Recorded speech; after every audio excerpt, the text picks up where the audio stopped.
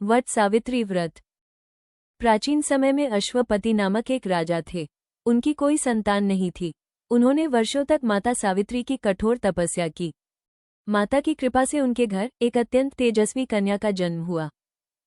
ये कन्या माता के आशीर्वाद से पैदा हुई थी, इसलिए उन्होंने कन्या का नाम सावित्री रखा। जब सावित्री विवाह योग्य हुई तब उन्होंने स्वयं अपने लिए वर चुना। उन्होंने वन में रहने वाले सत्यवान को अपना पति चुना। लेकिन ऋषियों ने बताया कि सत्यवान अल्पायु है और विवाह के 1 वर्ष बाद उनकी मृत्यु निश्चित है। ये सुनकर भी सावित्री अपने निर्णय से पीछे नहीं हटी। उन्होंने सत्यवान से विवाह कर लिया और सास ससुर की सेवा में लग गईं। समय बीतता गया। जिस दिन सत्यवान की मृत्यु का समय आया, उस दिन सावित्री ने कठोर व्रत रखा। सत्यवान लकड़ियां काटने वन गए तो सावित्री भी उनके साथ चली गई। वन में अचानक सत्यवान के सिर में तेज पीड़ा हुई और वे सावित्री की गोद में सिर रखकर लेट गए। तभी यमराज वहां प्रकट हुए और सत्यवान के प्राण लेकर चल पड़े।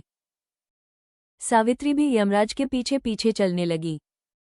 यमराज ने उसे लौटने को कहा, लेकिन सावित्री ने पतिव्रता धर्म और अपने ज्ञानपूर्ण वचनों से उन्हें प्रसन्न कर दिया।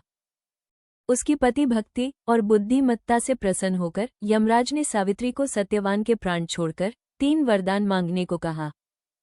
सावित्री ने पहले वरदान में सास ससुर की आंखें और राजपाट वापस मांगा। दूसरे में पिता के लिए पुत्र मांगा। तीसरे वरदान में उन्होंने सत्यवान के लिए 100 पुत्रों की मां बनने का वरदान मांगा। यमराज ने तथास्तु कह दिया, जिससे उन्हें सत्यवान के प्राण वापस करने पड़े।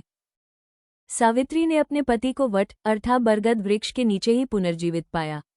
इसीलिए इस व्रत में वट वृक्ष की पूजा और परिक्रमा की जाती है। यह व्रत पति की लंबी आयु, सुखद वैवाहिक जीवन और अखंड सौभाग्य की प्राप्ति के लिए रखा जाता है।